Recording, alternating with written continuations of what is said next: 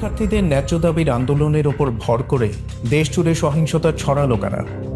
গুজব, উস্কানি, অনাকাঙ্ক্ষিত মৃত্যু, ক্ষোভ, উত্তেজনা, ঘটনার ভেতরে আরও অনেক বড় ঘটনা।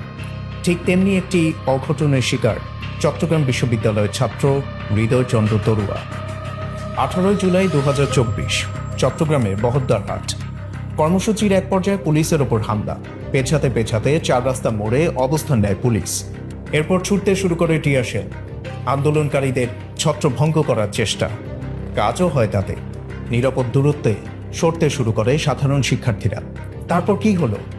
প্রত্যক্ষদর্শীর মুখে শুনে নেই ঘটনার বর্ণনা। সারা দেশব্যাপী যে কোটা সংস্কারমূলক যে আন্দোলন, সেই আন্দোলনে আমি সহ আমার আরো কিছু বন্ধু বান্ধব যাই। আমরা তো ওখানে 4 রাস্তার একটা মোড়, তো আমাদের স্ট্রেট বরাবর যে রাস্তা, সেইখানে পুলিশ সহ বিজিবির গাড়ি ছিল, বিজিবি ছিল। আর একটা অংশ যেখানে আমি ছিলাম, আমার বন্ধু হৃদয় ছিল, সেখানে আর কি পুলিশ মোটামুটি ওখানে চলে এসে। আমি হৃদয়ের একটা কথা যদি উঠতে পারি, হৃদয় আমাকে বলতেছিল যে মামা এইগুলার পাঠা দেখছিস। এখন এই কথাটা দিয়ে হৃদয় যাদেরকে তুলে ধরেছে, শিক্ষার্থী বলবো কিনা জানি না, আমরা যারা সাধারণ শিক্ষার্থী ছিলাম আমাদের ম্যাক্সিমামের সাথে ব্যাগ ছিল, কিন্তু আর আমাদের ফেস ওপেন ছিল। ওরা অনেকে ওদের যে টি শার্ট দিয়ে মুখ ঢেকে রাখছিল। তো এই জিনিসটা আমার কাছে সন্দেহজনক লাগে। আর ওদের অ্যাপ্রোচটা অনেক অ্যাগ্রেসিভ ছিল। ওরা নিজেরাও পুলিশের দিকে আগাচ্ছিল এবং অন্যান্যদেরকেও বারবার আশকারা দিচ্ছিল যে আমরা অ্যাটাক করি, পুলিশের গাড়ি অ্যাটাক করি, বিজিবির গাড়ি অ্যাটাক করি। ঘোলাটে হয়ে ওঠে পরিস্থিতি। পিছু হটার চেষ্টা করে শিক্ষার্থীরা। নিরাপদে স্থান ত্যাগ করতে শুরু করে তারা, কিন্তু সক্রিয় হয়ে ওঠে ওত পেতে থাকা সন্ত্রাসীরা।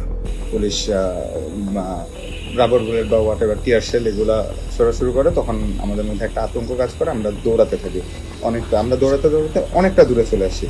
হয়তো পুলিশের যে অবস্থান, সেখান থেকে আমরা প্রায় 150 থেকে 200 মিটার দূরে। আমি সহ তো দৌড়ানোর সময় আমি আর হৃদয় কিছুটা বিচ্ছিন্ন হয়ে যায়। হৃদয় আমার কিছুটা আরো সামনে চলে যায়।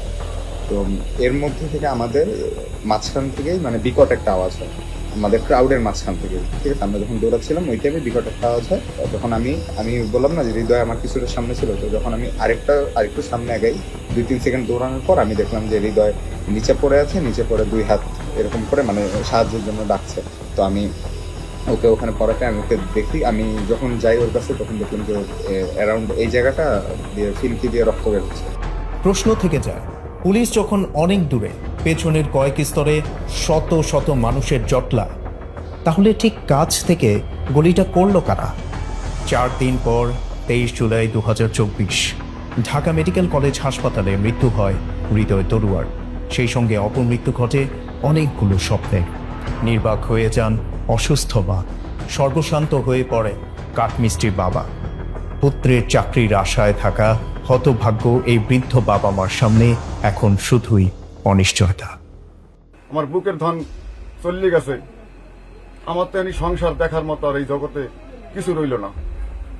আমি কি নিয়ে বাঁচবো, আমি কি খাবো, কিভাবে চলবো, এইটা নিয়ে গভর্নমেন্ট জানো আমার সুবিচার পাই, এবং কারা করছে কি করছে এই ব্যাপারে যেন সেটু ভালোভাবে তদন্ত করে। আমার তো এই সংসার দেখার মতো কেউ নাই। সন্তানটা ফিরে পাবো না, আমার যেন কারো কাছে হাত না পাততে হয়, ভিক্ষে না করতে হয়। এটা আমি প্রধানমন্ত্রী বরাবর আবেদন করি যে আমার কিছু অর্থ দিয়ে আমাদের সাহায্য করে। এইটুকুই আমার কামনা, আর কিছুই। এই অসহায় পিতামাতার শেষ জীবনে আর্থিক কষ্ট লাঘবের ব্যবস্থা হয়তো হবে কিছু একটা, কিন্তু আর কখনো কি বাড়ি ফিরবে উচ্ছল প্রাণের তরুণ হৃদয়চন্দ্র তরুয়া? বাস্তবে তা সম্ভব না হলেও এটি অন্তত বের করা সম্ভব যে এই অপমৃত্যুর জন্য দায়ী কারা কেড়ে নিল একটি পরিবারের সকল আশা ভরসা। আর এভাবে লাশ ফেলেই বা লাভবান হচ্ছে কারা? এখন শুধুই একটি সুষ্ঠু তদন্তের প্রত্যাশা।